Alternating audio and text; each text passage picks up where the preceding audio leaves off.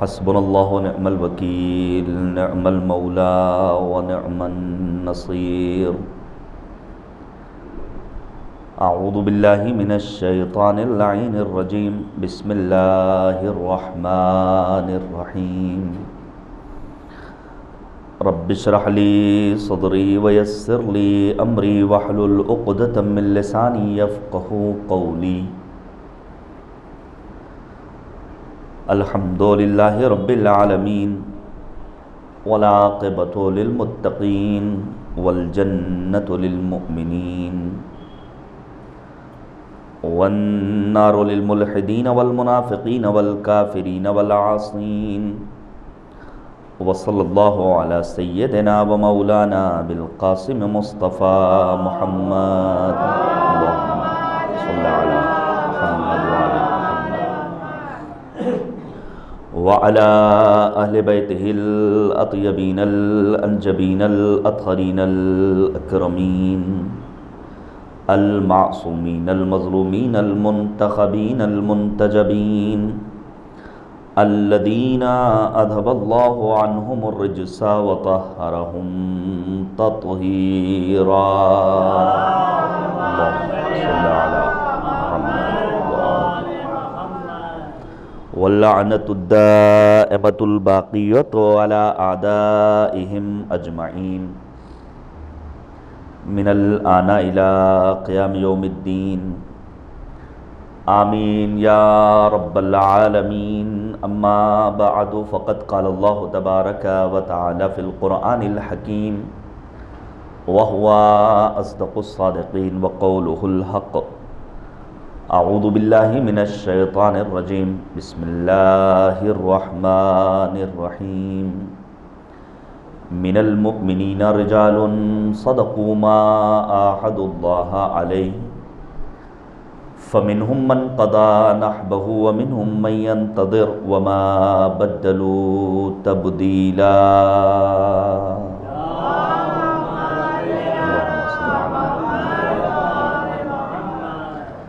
عزیزان گرامی،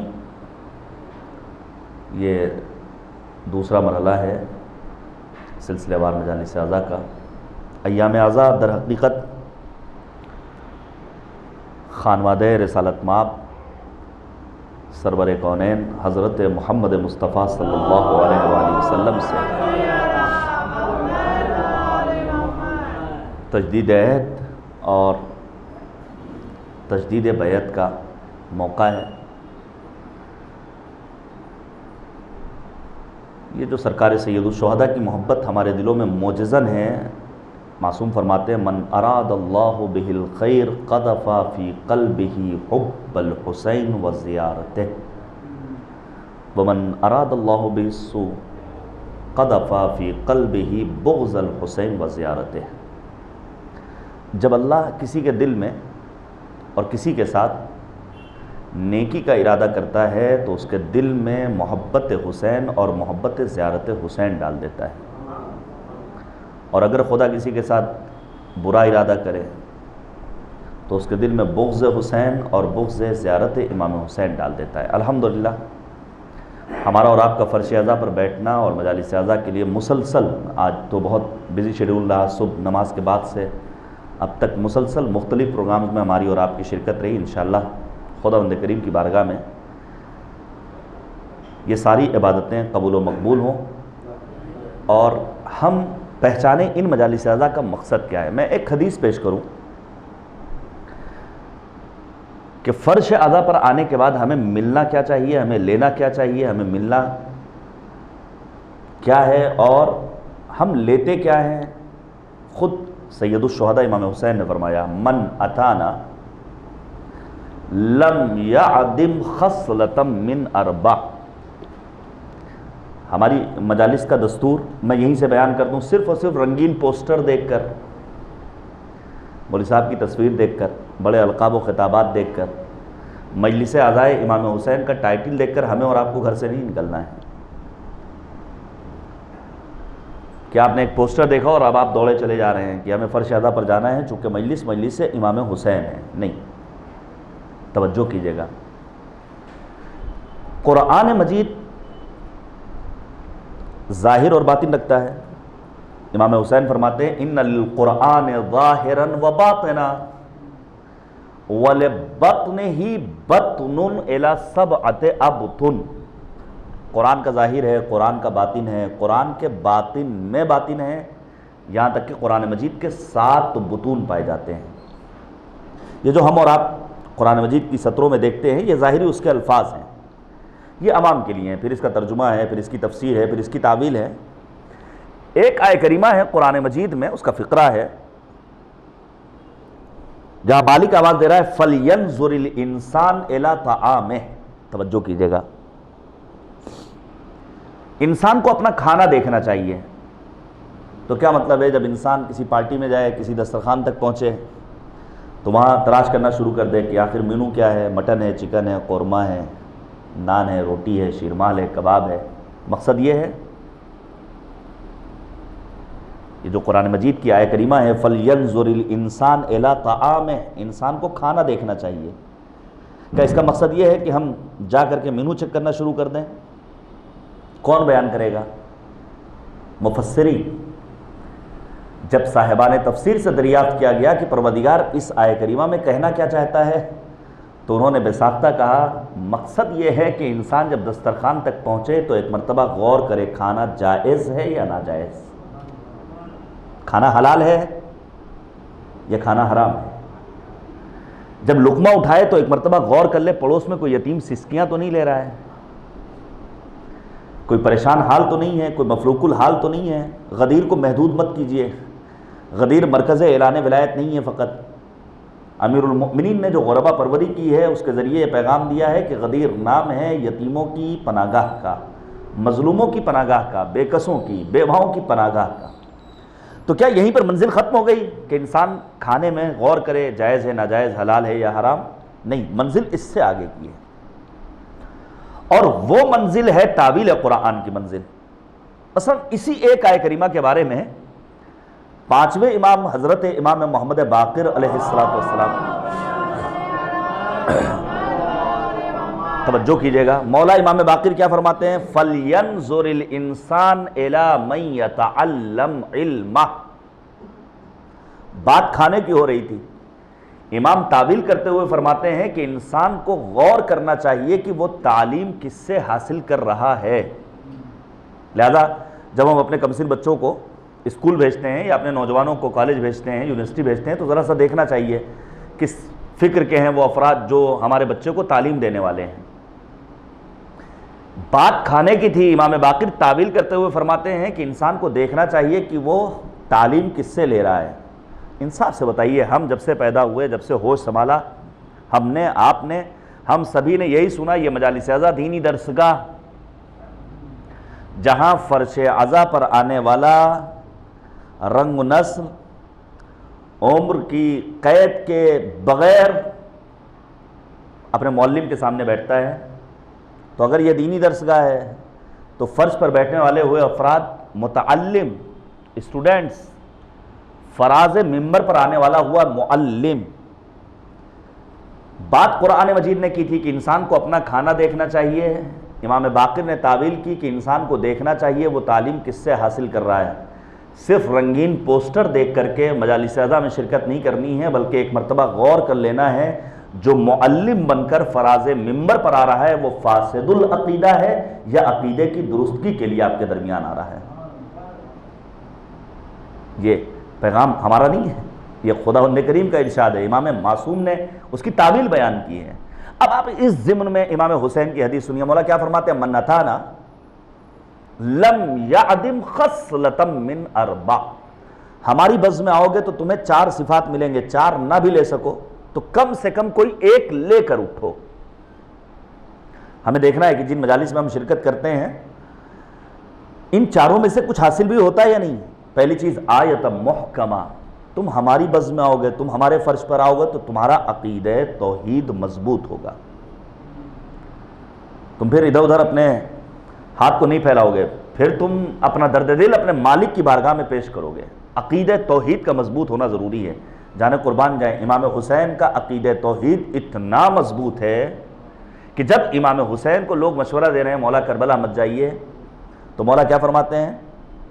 مولا کہتے ہیں ہم نے کربلا کا ارادہ کر لیا ہے، جب تک ذات خدا پر میرا بھروسہ ہے مجھے کسی بات کا کوئی خوف نہیں ہے. یہاں تک کہ اہل حرم کو خطاب کر کے کہا استعدوا للبلاء، اپنے آپ کو آزمائشوں کے لیے آمادہ کرو. ان اللہ حافظکم وحامیکم، اللہ تمہارا محافظ ہے، اللہ تمہارا حامی ہے، اللہ تمہارا یاور و ناصر اور معین و مددگار ہے. تو پہلی چیز جو ہمیں لے کر اٹھنی ہے عقیدہ توحید کی مضبوطی. کوئی بھی، آج کی ہماری گفتگو بھی ہے بدعت کے سلسلے میں،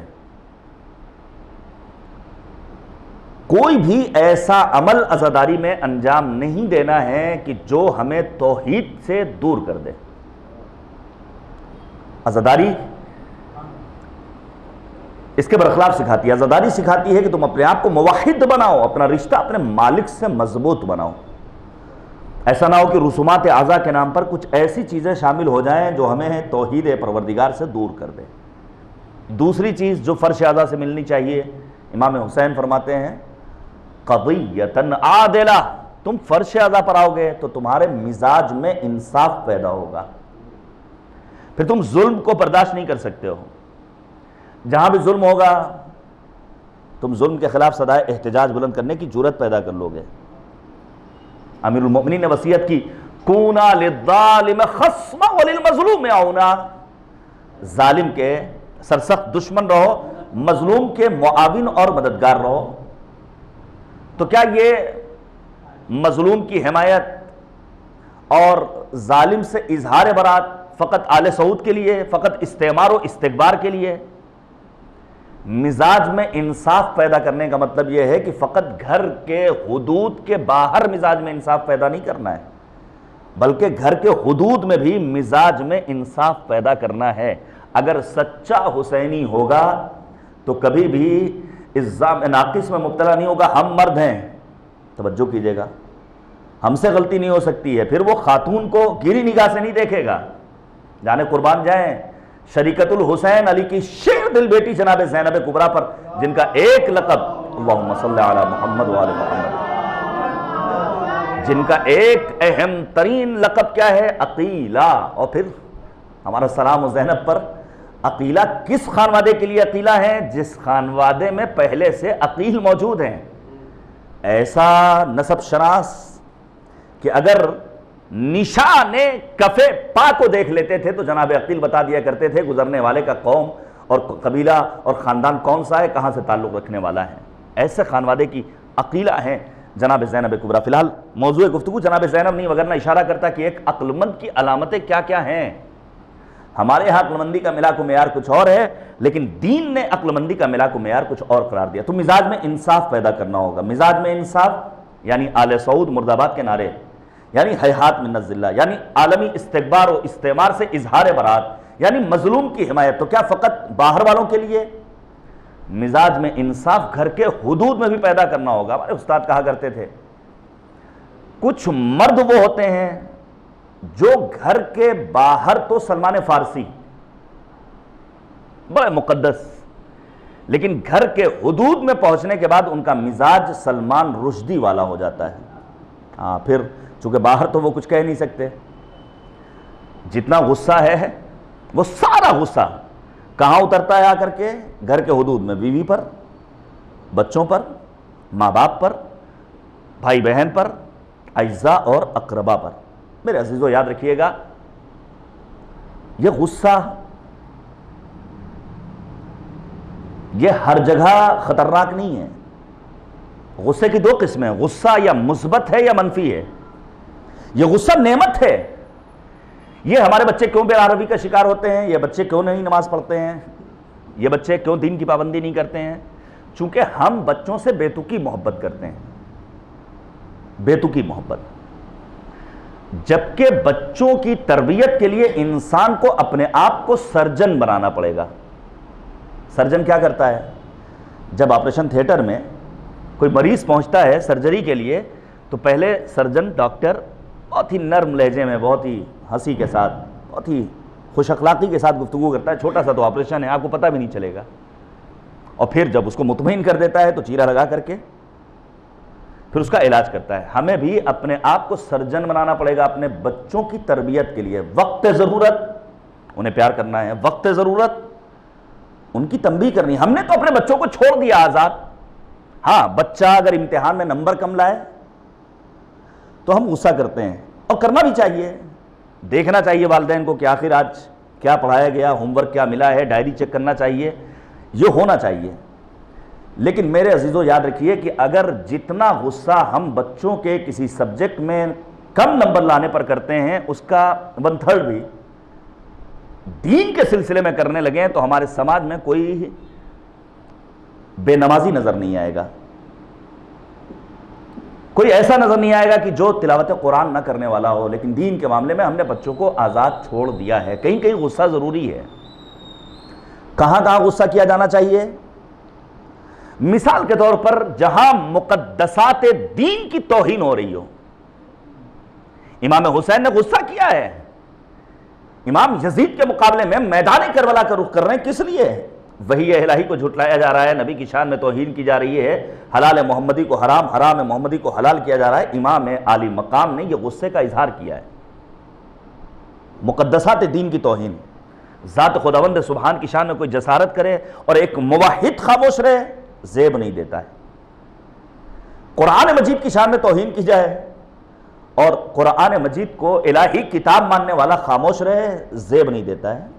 اب سمجھ میں آیا کہ معمار انقلاب خمینی بت شکن نے غصہ کیوں کیا تھا, کہ وہ سلمان رشدی کے قتل کا فتویٰ دیا تھا جو اپنے کیفر کردار تک پہنچنے والا ہے. ابھی حال میں آپ نے دیکھا کہ کیا واقعہ پیش آیا. ہم سب اس کی نابودی کے لیے دعا کرتے ہیں. یہ امام خمینی کا غصہ تھا. مرزا شیرازی رضوان اللہ تعالی علیہ حرمت تمباکو کا فتویٰ دیا ہے, اور پھر ایرانی عوام کی آبرو کی حفاظت کی ہے, عزت نفس کی حفاظت کی ہے. جہاں مقدسات دین کی توہین ہو رہی ہو وہاں غصہ کرنا ہے, جہاں اپنے حق کا مطالبہ کرنا ہو وہاں غصہ کرنا ہے. مثلا سید الشہداء امام حسین, توجہ کیجئے گا, مولا امام حسین کی زمین کے ایک ٹکڑے پر ولید نے قبضہ کر لیا. امام نے اپنا قاصد بھیجا اور کہا جا کر کے کہہ دینا کہ حسین نے مانگا ہے, لیکن ولید شرافت کی زبان اس کو وہ متوجہ نہیں ہوا, وہ واپس نہیں کرتا ہے. روایت کہتی ہے مولا امام حسین خود پہنچے ہیں کہاں, دربار میں, اور پھر غصہ کیا ہے امام علی مقام نے. مروان کہتا ہے ما رأیت جرأت احد کجرأت الحسین علی الامیر, جیسا غصہ میں نے آج حسین کا امیر پر دیکھا ایسا غصہ میں نے تاریخ میں کبھی کسی کا نہیں دیکھا. اس نے واپس کر دیا ہے. جہاں حق کا مطالبہ ہو وہاں غصہ کرنا ہے. میرے عزیزو یاد رکھیے گا, ہمیں اور آپ کو ہر جگہ غصہ نہیں کرنا ہے, لیکن کہیں کہیں غصہ ضروری ہے. کہیں کہیں غصہ, جہاں مثبت غصہ ہو وہاں غصہ. البتہ اگر کبھی بےتکا غصہ آئے, بےتکا غصہ آئے تو وہاں پر نبی کی سیرت کو عملی کرنا ہے. پیغمبر فرماتے الغضب من النار, غصہ آگ ہے, آگ. فرض کیجئے خدا نہ خواستہ, فرض کیجئے ابھی ہمارے گھر میں آگ لگ جائے تو ہم کیا کریں گے؟ سب سے پہلے پانی کی تلاش میں جائیں گے. چونکہ غصہ آگ ہے لہذا سب سے پہلے ہمیں کیا کرنا ہوگا؟ پانی کی تلاش میں جانا ہوگا, وضو کرنا ہوگا. انسان وضو کرے گا اس کا غصہ برطرف ہو جائے گا. سیرت ہے پیغمبر. فرض کیجئے آگ لگے, پانی دستیاب نہ ہو تو انسان کیا کرے گا؟ مٹی کی تلاش میں جائے گا. سیرت پیغمبر ہے کہ اپنے سر نیاز کو معبود کی بارگاہ میں جھکا دیتے تھے پیغمبر خاتم. انسان سجدہ ریز ہو جائے غصہ برطرف ہو جائے گا. اب اگر آپ فرض کیجئے آگ لگ جائے, نہ پانی مل رہا ہے نہ مٹی مل رہی ہے, تو انسان کیا کرے گا؟ چیخے گا, پکارے گا, گہار لگائے گا, ہمارے دیہاتی زبان میں کہتے ہیں, لوگوں کو مدد کے لیے بلائے گا. اگر انسان کو بےتکا غصہ آ رہا ہے تو ایسے موقع پر جب اسے پانی دستیاب نہ ہو رہا ہو, جب مٹی اس کے لیے فراہم نہ ہو, تو وہ بلند آواز سے کہے گا لا حول ولا قوت الا باللہ, اس کا غصہ برطرف ہو جائے گا. ہمیں اپنے مزاج میں انصاف پیدا کرنا ہے. یعنی ایک سچا حسینی وہ ہے جو اتنی جرأت رکھتا ہو کہ اگر خاتون خانہ کوئی صحیح بات کہہ رہی ہے تو وہ اظہار کر سکے کہ ہاں تم صحیح کہہ رہی ہو, میں غلطی پر تھا. ایسا نہ ہو کہ صرف اور صرف ہم یہ سوچیں ہم مرد ہیں اور خاتون بھلا کیسے صحیح کہہ سکتی ہے. تیسری چیز اخم مستفادہ, فرش اعضا پر آؤ گے تمہیں مفید بھائی ملے گا. ایک فرش اعضا پر انجینئر بھی ہے، ڈاکٹر بھی ہے، عالم بھی ہے، بزنس مین بھی ہے، تاجر بھی ہے، کاروباری بھی ہے، مزدور بھی ہے. ان مجالس کے کانسیپٹ کو جس دن ہماری قوم کے جوانوں نے سمجھ لیا، یقین کیجئے وہ فکری رشد ہماری قوم کے جوانوں کے ہاں پائی جائے گی کہ جس کا عام انسان تصور بھی نہیں کر سکتا ہے. کہ ایک فرش پر تمہیں مختلف فیلڈ سے تعلق رکھنے والے افراد ملیں گے. پھر مولا فرماتے ہیں وَمُجَالَسَةَ الْعُلَمَاء، تم فرش اعضا پر آؤ گے تو تمہیں علماء کی ہم نشینی کا شرف ملے گا. البتہ دام فریب میں گرفتار مت ہوئیے کہ اچھی صورت والا ہے، اچھے امامے والا ہے، اچھی ٹوپی شیروانی والا ہے، اچھے الفاظ استعمال کرنے والا ہے، فن خطابت کا مالک ہے، تو وہ عالم نہیں. عالم و جاہل برابر نہیں ہو سکتے ہیں. قرآن کہتا ہے هَلْ يَسْتَوِي الَّذِينَ يَعْلَمُونَ وَالَّذِينَ لَا يَعْلَمُونَ، کیا عالم و جاہل برابر ہو سکتے ہیں؟ کیا دن و رات برابر ہو سکتے ہیں؟ نہیں. جاہل ہے اندھیرے میں بھٹکتا ہوا راہی، عالم ہے تو پڑھ لیتا ہے آیات الہی. جاہل کے زر و مال بھی ہیں وجہ تباہی، عالم ہے تو کرتا ہے فقیری میں بھی شاہی. جاہل ہے تو حیوہ کی طرح پیٹ بھرے گا، عالم ہے تو فاقے بھی سلیقے سے کرے گا. عالم و جاہل کی شناخت ہمیں آنی چاہیے. عزیزان گرامی، یہ مجالس اعضا بہترین ذریعہ ہیں کہ ہم ان 4 صفات کو اور ان 4 کوالٹیز کو اپنے وجود میں پیدا کریں. ہمارا عقیدہ توحید مضبوط ہو، ہم مزاج میں انصاف پیدا کریں، ہم اچھے مفید بھائیوں کی تلاش میں رہیں، اور ہم علماء کی ہم نشینی کا شرف اختیار کریں. اب آپ کے سامنے میں چند ایک مطالب پیش کروں، آپ ذرا غور کیجئے گا کہ یہ ایام اعضا جو حق اور باطل کو سمجھنے کے لیے بہترین موقع اور ذریعہ، یہ غلط ہے، بالکل غلط. تاریخ میں لکھا ہوا یہ ایک بادشاہ وقت لڑا تھا حسین سے. وہ بادشاہ وقت نہیں تھا، فقیر تھا، بیعت کی بھیک مانگ رہا تھا حسین سے. یہ 2 قبیلوں کی جنگ نہیں تھی، یہ 2 خاندانوں کی جنگ نہیں تھی، یہ 2 بادشاہوں کی جنگ نہیں تھی. پھر کیا تھا؟ یہ سرسر و سموم سے پھولوں کی جنگ تھی. نیکی میں اور بدی میں اصولوں کی جنگ تھی. ایک طرف نیکی کا نمائندہ حسین ابن علی کی صورت، دوسری جانب بدی کا نمائندہ یزید ابن معاویہ کی صورت. یہ ایام اعضا حق سمجھنے کا بہترین ذریعہ. یہی مجالس اعضا ہمارے اندر وہ قوت پیدا کر دیں گے جس کے ذریعے ہم حق کی شناخت کو حاصل کر سکتے ہیں. میں آپ کے سامنے عرض کرنا چاہتا ہوں، آپ پڑھیے گا. قرآن مجید نے چند ایک تنبیہات بیان کی ہیں. یہ قرآن کتاب ہدایت ہے، اور قرآن کی ہدایت صرف مومنین کے لیے نہیں ہے، صرف صاحبان تک. ہدی للمتقین جہاں ہے وہیں ہدی للمسلمین، وہیں ہدی ورحمہ وبشرى للمسلمین للمؤمنین. یہ ہدی للناس، یہ ساری تعبیریں ہیں. قرآن کتاب ہدایت صاحبان تقوی کے لیے، صاحبان ایمان کے لیے. قرآن کتاب ہدایت صاحبان اسلام کے لیے. قرآن کتاب ہدایت تمام بشریت کے لیے. اور پھر قرآن مجید کی ہدایت کے امتیازات کیا ہیں؟ اس قرآن میں کسی قسم کی کجی کا تصور نہیں کیا جا سکتا ہے، انحرافی افکار نہیں پائے جائیں گے. یہ قرآن مجید سورج جیسا ہے. سورج جب طلوع ہوتا ہے تو آفتاب کی کرنوں سے فائدہ کون اٹھاتا ہے؟ جو الصبح اٹھ جاتا ہے، جس کی صبح ہی 2 بجے دن میں ہوتی ہو، وہ اول صبح کی کرنوں سے کہاں فیضیاب ہو پائے گا؟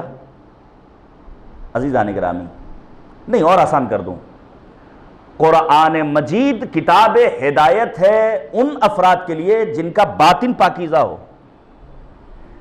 جس طرح معدے کے مریض افراد کو اچھی غذائیں لذیذ محسوس نہیں ہوتی ہیں، اسی طرح جن کا باطن علیل ہوتا ہے انہیں قرآنی تعلیمات سمجھ میں نہیں آتی،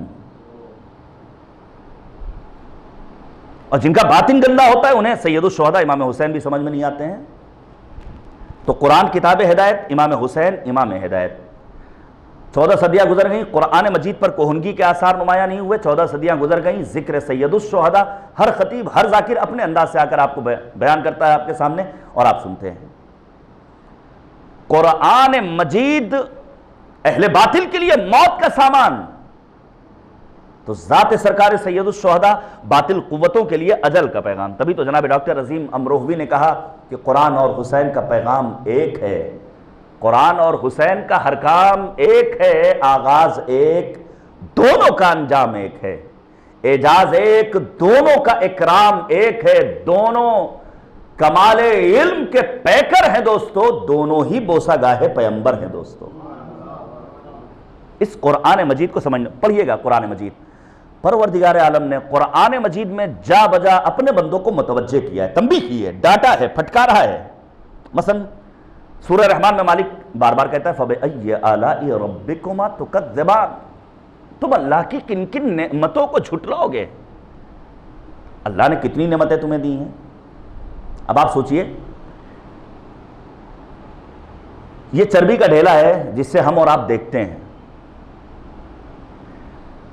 آنکھوں سے نکلنے والے آنسوؤں میں پروردگار نے نمک رکھا ہے. زبان میں پائے جانے والے پانی میں اللہ نے مٹھاس رکھی ہے. اس کے برخلاف ہوتا تو کیا ہوتا؟ جانے قربان جائیں، کیا عظیم قدرت ہے کریم پروردگار کی. چونکہ چربی کی حفاظت کے لیے نمک کی ضرورت ہوتی ہے، لہذا مالک نے آنکھ کے اندر جو رطوبت رکھی ہے اس کے اندر نمکینی رکھی ہے. اور اگر فرض کیے زبان میں پایا جانے والا پانی اور یہ رطوبت میٹھا نہ ہوتا، اس کے اندر نمکین اور نمک ہوتا، کھارا ہوتا، تو ہماری کیا حالت ہوتی؟ ہم کہاں کے ہوتے؟ اللہ نے کتنی یہ تو ہم اور آپ ہیں کہ ہم بہت جلدی اللہ میاں سے ناراض ہو جاتے ہیں، پھر کہتے ہیں اللہ نے ہمیں دیا کیا ہے. ہم بڑی پریشانی. اب مولانا نہ پوچھئے، بعض افراد تو اس حد تک خداوند سبحان سے الجھ جاتے ہیں کہ کفریہ جملے، وہ کہتے ہیں ہم مر جائیں تو اچھا ہے. بعض افراد اس حد تک. یہ جو صحت اللہ نے ہمیں اور آپ کو دی ہے، صحابی امام نقی آنے کے بعد شکوہ کر رہے ہیں میں بڑی مالی مشکلات میں ہوں، پریشانیوں میں مبتلا ہوں، اور اس موقع پر امام نقی نے فرمایا اللہ نے تمہیں جو صحت دی ہے کیا یہ کوئی کم نعمت ہے؟ خمس من لم تکن فی لم یتہن بالعیش، 5 چیزوں کے بغیر انسانی زندگی خوشگوار نہیں ہو سکتی. ان میں پہلی چیز الصحہ، تندرستی 1000 نعمت ہے. ابھی ذرا دیر کے لیے انسان صرف ابھی کوئی گر جائے، پیر سلپ کر جائے خدا نخواستہ، فریکچر ہو جائے، جو آسانی سے انسان چل پھر رہا ہے، جہاں چاہتا ہے چلا جاتا ہے، اکڑ رہا ہے، ذرا سا پیر پھسلا نہیں، ایک ہلکا سا بال آیا نہیں کہ اسے اپنی اوقات سمجھ میں آ جائے گی کہ یہ صحت کتنی عظیم نعمت ہے. مالک کہتا ہے کہ ذرا سا ہوشیار رہو. اگر ہم نے تمہیں یہ نعمتیں دی ہیں، تمہیں یہ اعضاء و جوارے دیے ہیں، تو ان نعمتوں کو دینے والے ہم ہیں تو لینے والے بھی ہم ہی ہیں. تم اللہ کی نعمتوں کو جھٹلانا نہیں. یا پھر پروردگار عالم کہتا ہے نماز نہ پڑھنے والوں کے لیے فویل یومئذ للمکذبین فویل للمصلین. ویل کس کے لیے؟ نماز گزاروں کے لیے، جو نماز میں سستی کرتے ہیں، جو نماز پڑھنے میں اپنے بزنس کے بارے میں سوچتے ہیں، جو نماز پڑھنے میں میچ کے بارے میں غور و فکر کرتے ہیں. ویل ہو ان افراد کے لیے جو یوم قیامت کو بھلا دیتے ہیں. اسی لیے پروردگار نے قرآن مجید میں متعدد مقامات پر ہم سے اور آپ سے عقیدہ مات کی جانب متوجہ رہنے کی درخواست کی ہے، حکم دیا ہے. مثلا قرآن کہتا ہے لَقَدْ كَانَ لَكُمْ فِي رَسُولِ اللَّهِ أُسْوَةٌ حَسَنَةٌ، تمہارے لیے ذات پیغمبر نمونہ عمل ہے. ذات پیغمبر کس کے لیے نمونہ عمل ہے؟ لمن کان یرجو اللہ، جو اللہ سے پر امید ہو، جس کا عقیدہ توحید مضبوط ہو، والیوم الاخر، جس کا عقیدہ ماد، عقیدہ قیامت مضبوط ہو. اس لیے پروردگار عالم نے جگہ جگہ ہمیں اور آپ کو متوجہ کیا. اب آئیے نبی خاتم سید المرسلین حضرت محمد مصطفیٰ صلی اللہ علیہ وآلہ وسلم، پیغمبر اعظم نے بھی ہمیں جگہ جگہ پر تنبیہات سے نوازا ہے. اور یہ کسی بھی مخلص انسان کی علامت ہوا کرتی ہے. آپ یقین کیجئے اگر کوئی انسان آپ کی صرف تعریف کرتا رہے تو سمجھ جائیے یہ نہیں چاہتا کہ آپ آگے بڑھیں، پھر وہ چاہتا آپ یہیں پر رکے رہیں. لیکن جو مخلص ہوتے ہیں، جو خیر خواہ ہوتے ہیں، جو ناصح ہوتے ہیں، وہ تعمیری تنقید کرتے ہیں، وہ پھر رہنمائیاں کرتے ہیں. اسی لیے حدیث کا فقرہ ہے احب اخوانی الی من اہدى الی عیوبی، میرا محبوب ترین بھائی کون ہے؟ جو مجھے میرے عیوب کو بعنوان تحفہ گفٹ کے طور پر میرے سامنے پیش کر دے، بھائی تمہارے اندر یہ کمی ہے، تم مثلا داڑھی رکھ سکتے ہو نہیں رکھے ہوئے ہو، تم اول وقت نماز پڑھ سکتے ہو نہیں پڑھ رہے ہو، تم فلاں کام کر سکتے ہو نہیں کر رہے ہو، تمہیں اللہ نے مال و دولت سے نوازا ہے، راہ خدا میں خرچ کر سکتے ہو نہیں کر رہے ہو۔ لیکن اگر کوئی انسان آئے اور آنے کے بعد حقائق پڑھ کے جائے، تاریخی واقعات کا تذکرہ کرے، فضائل و مصائب بیان کرے اور قوم کے جوانوں کو دین کے اصول کی جانب متوجہ نہ کرے، حلال و حرام کی تعلیم نہ دے، تو ذرا سا اس بارے میں سوچنا ہوگا۔ نبی اعظم نے ہمیں متوجہ کیا ہے، چونکہ پیغمبر شفیق ہیں، پیغمبر عطوف ہیں، پیغمبر عالمین کے لیے رحمت ہیں، تو مسلمانوں کے لیے بھی یقیناً رحمت ہیں۔ مثلا پیغمبر فرماتے ہیں ثلاث اخافہن علی امتی من بعدی، مجھے اپنے بعد اپنی امت سے 3 چیزوں کے بارے میں خطرہ ہے۔ پیغمبر اعظم کی دور اندیشی دیکھیے، نبی خاتم کو خطرہ ہے اپنی زندگی میں اپنی امت سے 3 چیزوں کے بارے میں، الضلالۃ بعد المعرفہ، کہ کہیں ایسا نہ ہو لوگ غدیر میں امیر المؤمنین کی ولایت کے بعد بخن بخن تو کہیں لیکن پھر وہ گمراہ ہو جائیں۔ ہوا بھی یہی، بڑھ چڑھ کر مبارکباد دینے والے، علی کے ہاتھ پر بیعت کرنے والے بعد رحلت پیغمبر خاتم دفن بھی نہیں ہوئے تھے نبی اعظم، کفن بھی میلا نہیں ہوا تھا، سقیفہ کا بازار سجایا گیا، اور سنت و سیرت پیغمبر کے مقابلے میں بدعت قائم کی گئی۔ سنت پیغمبر میں امامت ہے، ولایت ہے، اس کے مقابلے میں خلافت کا سلسلہ شروع کیا گیا۔ پیغمبر کہتے ہیں مجھے اس بات کا ڈر ہے کہ کہیں ایسا نہ ہو کہ لوگ پہلے معرفت حاصل کریں اور پھر وہ گمراہ ہو جائیں۔ ہوا ایسا ہی، اسی لیے نبی خاتم بار بار کبھی اپنے نواسوں کو لے کر آتے تھے، امام حسن امام حسین کو کبھی دوش پر سوار کرتے تھے، کبھی ناقہ بنتے تھے، کبھی اپنی زلفیں پکڑاتے تھے، کبھی کہتے تھے احب اللہ من احب حسینا، کبھی فرماتے تھے الحسن والحسین سید شباب اہل الجنہ۔ فضائل بیان کرتے تھے، امیر المؤمنین کے فضائل بیان کرتے تھے تاکہ لوگوں کو معرفت حاصل ہو سکے کہ انہیں در اہل بیت طاہرین علیہم الصلوۃ والسلام تک پہنچنا ہے۔ پھر دوسری چیز پیغمبر خاتم فرماتے ہیں وَشَهْوَةُ الْبَطْنِ وَالْفَرْجِ، مجھے ڈر ہے کہیں ایسا نہ ہو کہ میری امت اپنے پیٹ کی شہوت کی اسیر ہو جائے، کہیں ایسا نہ ہو کہ اس کے ہاں جنسی شہوت عروج پر پہنچ جائے۔ پیٹ کی شہوت کا مطلب کیا ہے کہ کوئی بھی کارڈ مل جائے، انویٹیشن، دعوت نامہ آیا نہیں، آج تو 5 اسٹار ہوٹل میں جانا ہے، اب اس کی پرواہ نہیں ہے، جو کھانا ملے گا وہ جائز ہے ناجائز ہے۔ میں گزارش کروں گا، یہ جو ہمارے ہاں گھروں میں بڑا آسان طریقہ ہو گیا ہے، کھانا آرڈر کر دیا گیا، سخت مذمت ہے بازار سے روٹی خریدنے کی۔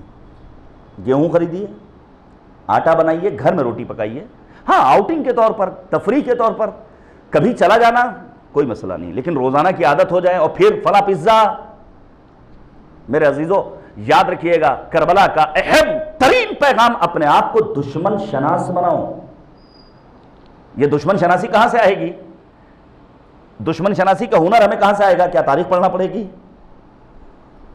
کیا ہمیں کوئی سیاست میں قدم رکھنا ہوگا؟ نہیں، عمر گزرنے کے ساتھ ساتھ جیسے جیسے تجربہ بڑھتا چلا جائے گا انسان اپنے آپ کو دشمن شناس بنا سکتا ہے۔ میں آپ کے سامنے عرض کروں، مثال کے طور پر کربلا کا پیغام اپنے آپ کو دشمن شناس بناؤ۔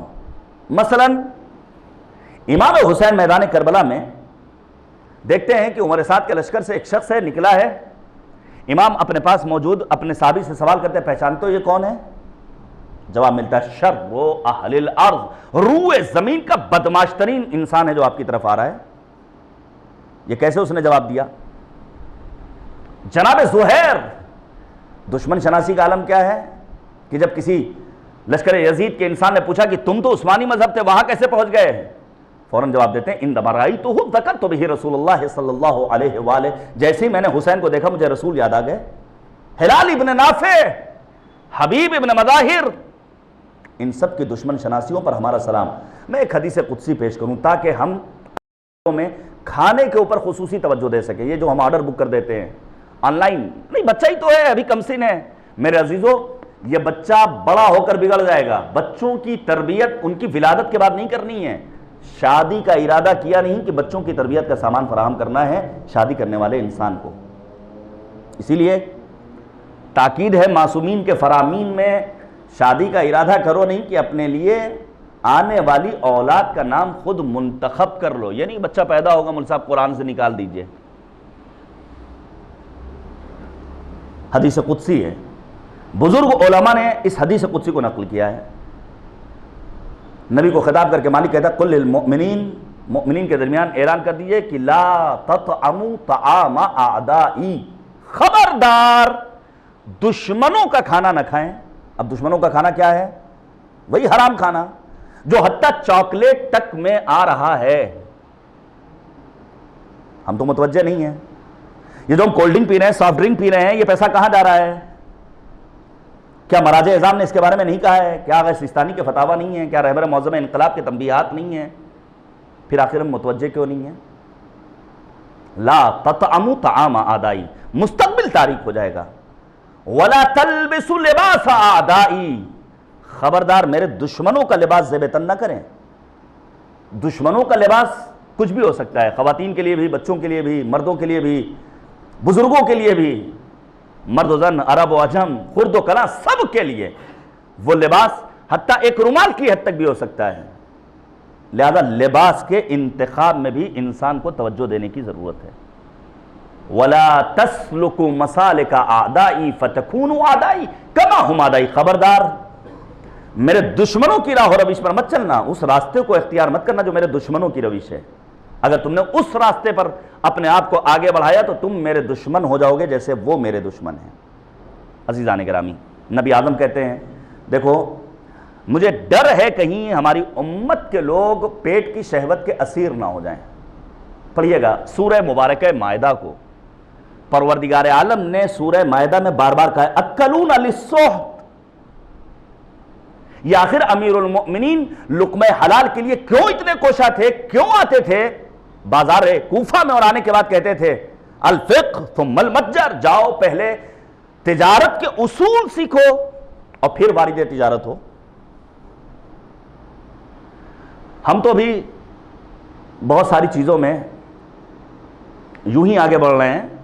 ہم تو شبہناک غذاؤں کو بھی نہیں چھوڑتے. میں صرف ایک واقعہ پیش کروں آپ کے سامنے.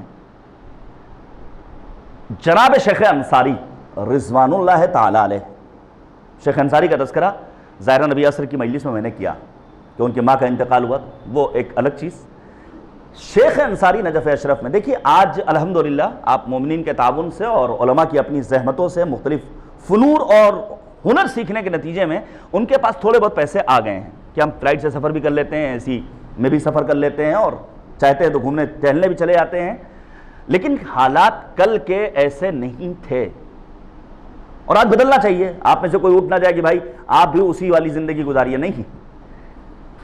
اگر یہ کہا گیا ہے وَلِيَ فِي ابْنَةِ رَسُولِ اللَّهِ أُسْوَةٌ حَسَنَةٌ, امام فرماتے ہیں کہ میرے لیے بنت پیغمبر نمونہ عمل. اگر کہا گیا ہے کہ ذات رسول نمونہ عمل, اگر امام حسین میدان کربلا میں کہہ رہے ہیں کہ لَكُمْ فِي أُسْوَةٌ, تمہارے لیے مجھ حسین کی زندگی نمونہ عمل, تو مقصد یہ نہیں ہے کہ ہم 1400 سال پہلے والی زندگی بسر کریں.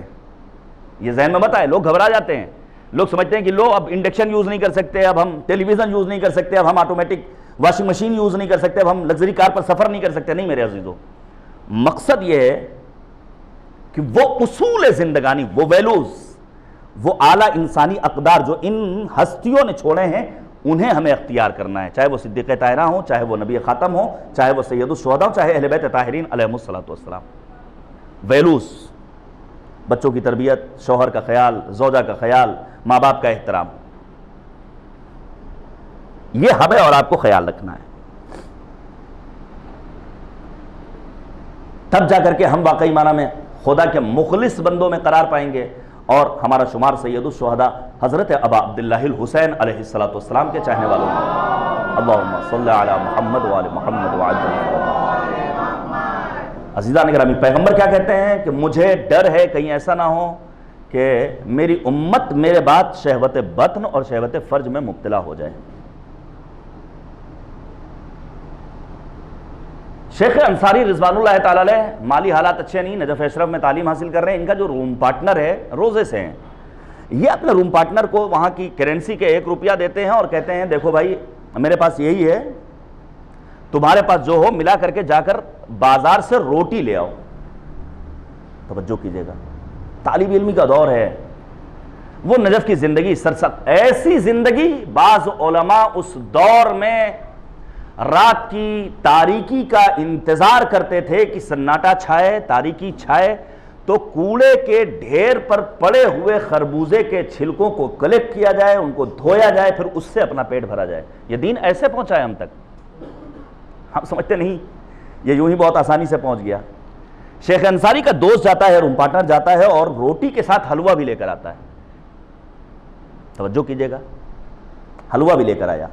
وقت افطار شیخ انصاری فقط روٹی کھاتے ہیں، حلوے کو یوز نہیں کرتے ہیں۔ عرصہ گزر گیا، یہ ایران واپس آ گئے۔ اب ان کا دوست کہتا ہے بھائی ہم بھی پڑھنے میں اچھے تھے، آپ بھی پڑھنے میں اچھے تھے، لیکن آپ کی کتابیں حوضوں میں پڑھائی جا رہی ہیں، مدرسوں میں پڑھائی جا رہی ہیں، میری کوئی کتاب نہیں۔ کہا اس کی وجہ ہے۔ کیا وجہ ہے؟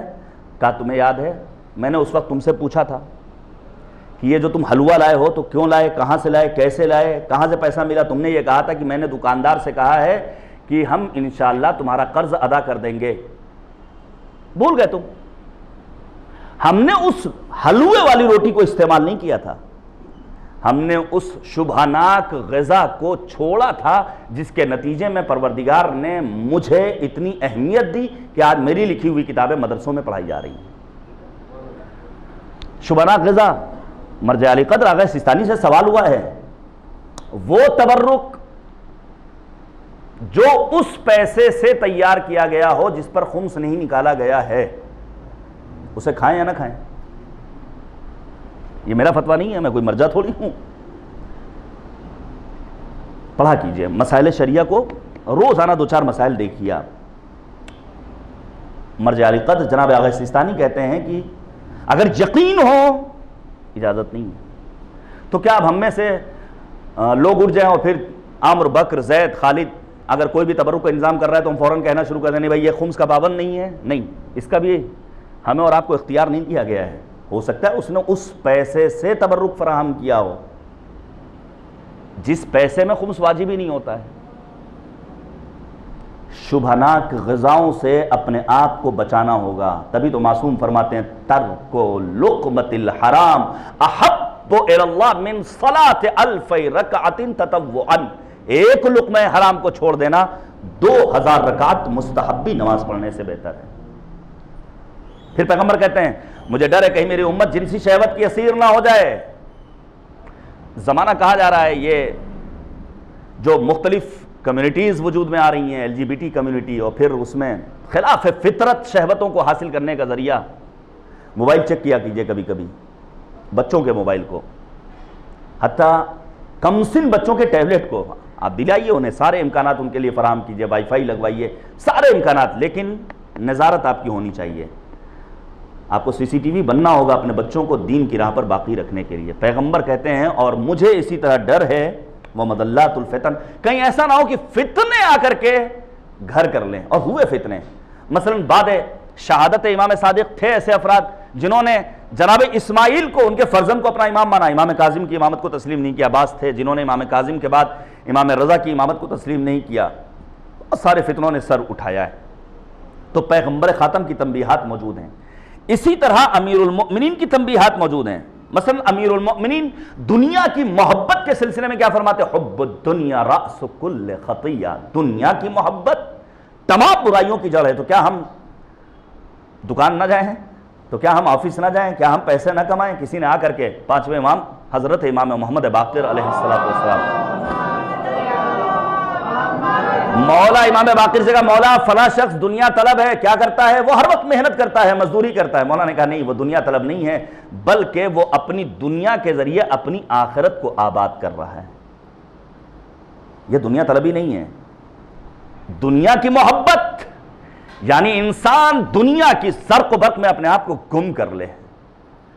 سنیں گے آپ شاعر مشرق حکیم امت جناب ڈاکٹر سر علامہ اقبال کا شعر، وہ کیا کہتے ہیں کہ کافر کی یہ پہچان کہ آفاق میں گم ہے، مومن کی یہ پہچان کہ گم اس میں ہے آفاق۔ کافر کون ہے؟ جو دنیا کی زرق و برق میں گم ہو جاتا ہے، پھر اسے صرف اور صرف دنیا دنیا دنیا۔ لیکن مومن کون ہے؟ الذین یتفکرون فی خلق السماوات والارض، جو زمین و آسمان کی خلقت میں غور و فکر کر کے اپنے مالک کی توحید تک پہنچتا ہے، اپنے مالک کی معرفت حاصل کرنے کی کوشش کرتا ہے۔ حب دنیا کا مطلب یہ ہے کہ انسان دنیا کا دل دادا ہو جائے پھر یاد خدا اس کے دل میں نہ پائی جائے۔ اب سوچئے عمر سعد یہ کون ہے؟ جس کے دنیا کی محبت پائی جاتی تھی۔ سرکار سید الشہداء کے مقابل میں آنے والے افراد، حد یہ ہے بعض افراد کو امام حسین کے اصحاب نے متوجہ کیا ہے، جناب حبیب نے متوجہ کیا ہے۔ قرہ ابن قیس حنظلی عمر سعد کا پیغام لے کر آیا ہے، جناب حبیب خیمے کے باہر بیٹھے ہوئے ہیں، حبیب نے کہا اسلحہ رکھو، جا کر مولا سے ملاقات کرو، ملاقات ہو گئی، واپس جا رہا ہے، جناب حبیب کہتے ہیں اب جب در امام حسین تک آ ہی گئے ہو تو ٹھہر جاؤ۔ در حسین تک پہنچنے کے باوجود وہ کہتا ہے میں میسج ٹرانسفر کر کے واپس آ رہا ہوں، گیا تو واپس نہیں آیا۔ نہ جانے کتنے ایسے نام آپ کو ملیں گے میرے عزیزو۔ یہ ہم اور آپ جو فرش ازا تک آئے ہیں، یہ جو ہم اور آپ درس نہج البلاغہ، درس قرآن مجید، صبح جمعہ دعائے ندبہ کی تلاوت، دعائے کمیل کی تلاوت، یہ جو دینی پروگرام میں ہم اور آپ پہنچے، گویا خدا ہماری آمد کو اپنی بارگاہ میں قبول کر رہا ہے۔ کہیں ایسا نہ ہو کہ ہم پھر پیچھے ہٹ جائیں۔ اور جب انسان معرفت کے اعلیٰ منازل تک پہنچ جاتا ہے پھر اس کی زندگی میں پیچھے ہٹنے کے چانسز نہیں پائے جاتے ہیں۔ امیر المؤمنین نے بھی جگہ جگہ متوجہ کیا ہے۔ حتیٰ آپ آگے بڑھیے، مثلا معمار انقلاب امام خمینی، رہبر معظم انقلاب آغا خامنئی، ان ہستیوں نے اسلامی انقلاب کی کامیابی کے بعد امت مسلمہ کو بالعموم، عاشقان رسول اور آل رسول کو بالخصوص متوجہ کیا ہے، خبردار آپسی اختلافات کا شکار مت ہونا۔ اور واقعی ہمارا سلام ہو رہبر معظم انقلاب پر، ہمارا سلام ہو جناب آغا سیستانی پر، جنہوں نے اہل سنت کے مقدسات کی توہین کو حرام قرار دے کر عہد آفرین فتویٰ دیا ہے، جو تاریخی فتویٰ ہے، جو عہد ساز ہے، جو سنہری حرفوں میں لکھے جانے کے قابل ہے۔ اور یہ وہ چیز ہے جو دشمنوں کی آنکھ کا کانٹا بنا ہوا ہے۔ اسے امت مسلمہ کو سمجھنا ہوگا، اسے سمجھنا ہوگا تاکہ وہ پھر پہچانے کہ آخر یہ مرجع ہے کون۔ مثلا اربعین حسینی کے موقع پر آغا سیستانی کے پیغامات پر مشتمل بڑے بڑے پوسٹرز آپ کو نظر آئیں گے، نجف سے کربلا تک، جگہ جگہ۔ یہ تنبیہ ہے، یہ متوجہ کر رہے ہیں، دیکھو ایسا نہ ہو کہ عزائے حسین میں آنے کے بعد تم محرم و نامحرم کے مخلوط مجمع میں اپنے آپ کو گرفتار کر لو اور شہوات کے اسیر ہو جاؤ۔ دیکھو ایسا نہ ہو اے بصرے سے آنے والوں، مہینوں کا سفر طے کر کے پاپیادہ کربلا پہنچنے والوں، کہ تم حرم حسین میں دیر تک رہو، پھر بیرون ممالک سے آنے والے وہ حرم میں نہ پہنچ پائیں، لہذا تم دوسروں کو موقع دو۔ یہ تنبیہات ہیں مراجع اعظام کی۔ آئیے سید الشہداء حضرت امام حسین کی میں تنبیہ کو پیش کروں کہ آخر امام حسین نے کیوں کر کربلا کا رخ کیا ہے۔ آپ توجہ کیجئے گا،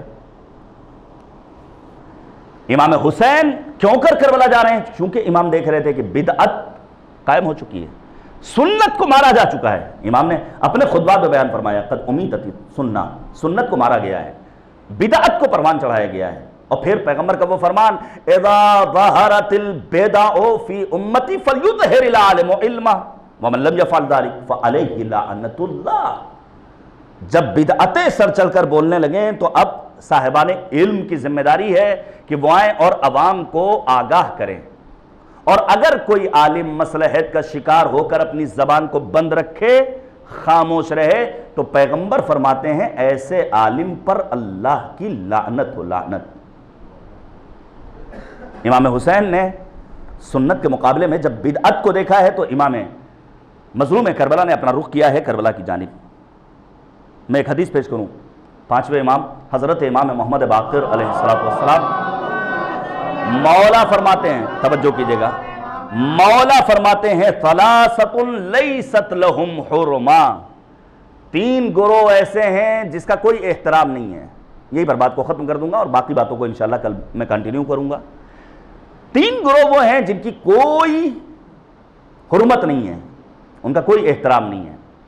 البتہ میں گزارش کروں گا میرے بزرگوں سے اور اپنے بزرگوں سے کہ خبردار ایسا نہ ہو کہ پھر آپ اپنی قوم کے جوانوں کو بے دین سمجھنے لگیے۔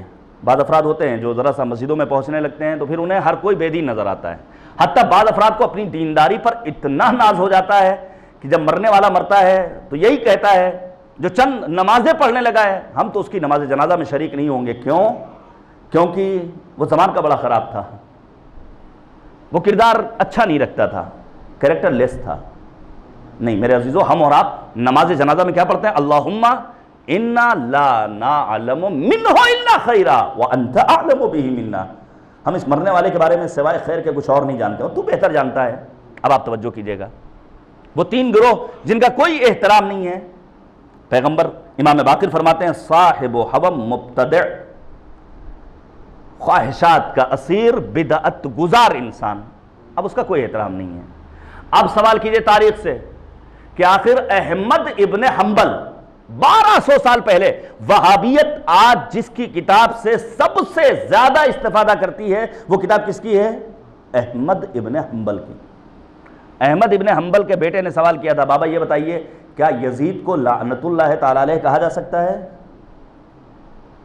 یہ آج کے ہیں کچھ ایسے مفتی جنہوں نے امام غزالی جیسا عالم، حیرت ہوئی مجھے، میں نے پڑھا ہے غزالی کہتے ہیں یزید کو لعنت اللہ تعالی علیہ نہیں کہہ سکتے، اور پھر یزید کے پیروکار ذاکر نائک قسم کے لوگ قرار پائے، اور پھر انہیں ہر عمل ہمارا بدعت نظر آتا ہے، جس کے ہونٹوں پہ ہے بدعت کی صدا جاہل ہے، جس نے شبیر کا ماتم نہ کیا جاہل ہے، ڈگریاں لاکھوں قبضے میں نرا جاہل ہے، دشمن آل نبی سب سے بڑا جاہل ہے، خالی ڈبوں میں بجز موج ہوا کچھ بھی نہیں، چھو کے دیکھا تو قباؤں کے سوا کچھ بھی نہیں، پھر انہیں ہر چیز بدعت نظر آتی ہے۔ احمد ابن حنبل نے جواب دیا تھا قرآنی آیہ کریمہ کی روشنی میں یزید پر لعنت کرنا واجب ہے، واجب۔ عزیزان گرامی، تو اگر کوئی بدعت گزار ہے تو ایسے انسان کی پھر حرمت نہیں ہے، پھر اسے کہنا چاہیے یزید لعنت اللہ تعالی علیہ۔ اسی لیے اگر توفیق رہی اور یاد رہا تو میں بیان کروں گا، پانی پینے کے جو آداب ہیں، جو مستحب آداب ہیں، ان میں کیا ہے؟ سلام بر حسین، ہم اپنے بچوں کو تعلیم دیتے ہیں، لعن بر یزید کہتے رہنا چاہیے، امام حسین کی پیاس کو یاد کرتے رہنا چاہیے۔ پھر فرماتے والامام الجائر، ظالم حکمران، یہ پیغام ان افراد کے لیے جو ظالموں سے ہاتھ ملاتے ہیں، جو ظالموں کے ایوانوں میں حاضری درج کراتے ہیں، ظالم و جابر حکمران، اور پھر اس کی تم جب ہسائی کرو، تم اس کے ایوانوں میں پہنچو، نہیں، اس کا کوئی احترام نہیں ہے، اس کا کوئی وقار باقی نہیں ہے۔ والفاسق المعلن الفسق، وہ فاسق جو کھلا گناہ کرنے والا ہو۔ دیکھیں دو طرح کے افراد ہیں سماج میں، بعض افراد وہ ہیں کہ جو نماز نہیں پڑھتے ہیں لیکن یہ مانتے ہیں کہ نماز خدا کی جانب سے ایک واجب فریضہ ہے، لیکن یہ مسلمان ہیں۔ لیکن اگر کوئی انسان جو مسلم گھرانے میں پیدا ہوا ہے اور پھر یہ کہتا ہوا نظر آئے ہم تو نماز کو واجب سمجھتے ہی نہیں اور نماز نہ پڑھے، تو وہ کافر ہے، وہ اسلام کی نگاہ میں قابل مذمت ہے، بدعت گزار ہے، اور جو بدعتوں کو قائم کرے گا معصوم کی حدیث کی روشنی میں، یہ بدعت گزار جہنم کے کتوں کی خوراک ہیں۔ اب آپ دیکھ لیجئے، تاریخ کو پڑھ لیجئے کہ سنت پیغمبر کے مقابلے نے کس کس نے بدعت قائم کی، اور جس نے سنت کے مقابلے میں بدعت قائم کی ہے اس کا ٹھکانہ جہنم ہے، اور جہنمی کتوں کو ہی وہ خوراک بننے والے ہیں۔ آئیے معبود کی بارگاہ میں دعا کی جائے، خدایا ہم سب کو سنت و سیرت پیغمبر کو عملی جامہ پہنانے کی توفیق کرامت فرما۔ اے معبود، واسطہ ہے محمد اور آل محمد کا ہماری اس ادنا سی کوشش و کاوش کو اپنی بارگاہ میں شرف قبولیت مرحمت فرما۔ ان مجالس اعضاء کے جو بانی اول تھے جو اس دنیا میں نہیں، معبود ان کے درجات کو بلند سے بلند تر فرما، ہم سب کی عاقبت بخیر فرما، ہمارے مرحومین کی مغفرت فرما، دعا کی قبولیت اور اپنی سلامتی کے لیے ایک صلوات دیجیے گا بر محمد و آل محمد، اللہم صلی علی محمد و آل محمد۔ بس عزیزان گرامی، وقت زیادہ ہو گیا آج بارش کے سبب، میں یہیں پر اپنی گفتگو کو تمام کروں گا۔ چند جملے مصائب کے ضرور پیش کرنا چاہتا ہوں بہت مختصر وقت میں۔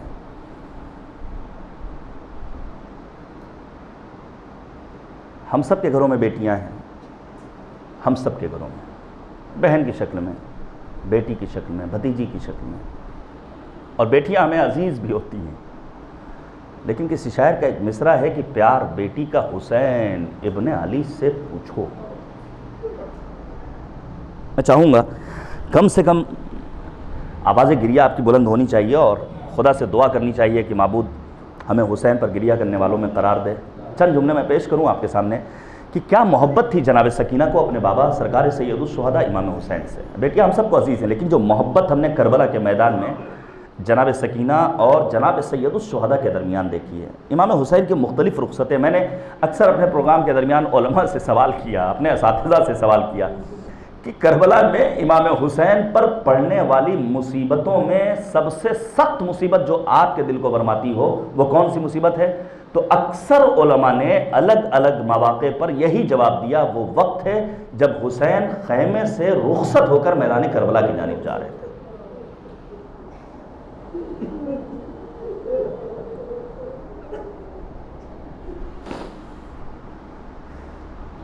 جناب زینب سے رخصتی، ام کلثوم، رباب، جناب فضہ، لیکن ایک رخصتی، بس 2-3 منٹ آپ سن لیجئے، انشاءاللہ ہمارے آنسو رمال سیدہ میں جگہ حاصل کر لیں اور ہماری شفاعت کا ذریعہ بنے۔ امام حسین جب آخری رخصت کے بعد اپنے راہوار پر سوار ہوئے ہیں، سوچیے راہوار کتنا تھکا ہوا ہے، صبح سے کتنے جنازے سید الشہداء میدان کارزار سے خیمے تک لے کر آئے ہیں۔ امام حسین کا باوفا گھوڑا آگے نہیں بڑھ رہا ہے۔ امام حسین نے مظلومیت کے ساتھ ایک جملہ کہا، اے میرے حسب باوفا، کیا تم بھی تھک گئے ہو؟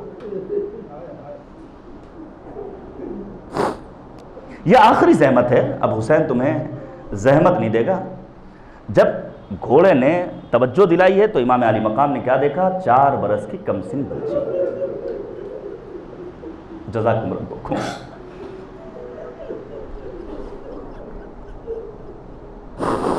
خدا کوئی غم نہ دے سوائے غم سید الشہداء امام حسین کے۔ امام اترے ہیں، 2 زانو ہو کر بیٹھے ہیں، اپنی بیٹی کو اپنی آغوش میں لیا ہے، تسلی دی ہے، لیکن سکینہ نے، بعض علماء نے بیان کیا اور لکھا ہے، تاریخ نگاروں نے، ارباب مقاتل نے، سکینہ نے جب اپنے پاپا کو خدا حافظی کرنی چاہی تو ایک جملہ کہا، بابا کیا وہ کردار پیش نہیں کریں گے جو آپ نے یتیم مسلم کے ساتھ کردار پیش کیا؟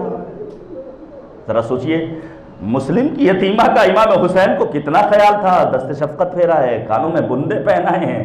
امام حسین نے تسلی دی، میدان کارزار میں پہنچے، 3 شب و روز کا بھوکا پیاسا حسین نرغہ عادہ میں گرا، سیاہ آندھیاں چلی، حسین کی خبر شہادت فضا میں گونجتی ہے، اور ادھر حسین کا عزب باوفا آواز دے رہا، الدلیمہ الدلیمہ، ظلم کی انتہا ہو گئی، ظلم کی انتہا ہو گئی، نواسے رسول مارا گیا، فرزند مصطفیٰ قتل کیا گیا۔ یہ آواز جب ننھی سکینہ کے کانوں میں پہنچی، سکینہ دوڑی دوڑی در خیمہ پر آئی، آواز دیا ہے میرے بابا کے باوفا گھوڑے، بس اتنا بتا دے، ہر سقیا بھی ہم قتلا تشانا، میرے بابا کو پیاسا مارا گیا یا میرے بابا کو پانی پلا کر مارا گیا؟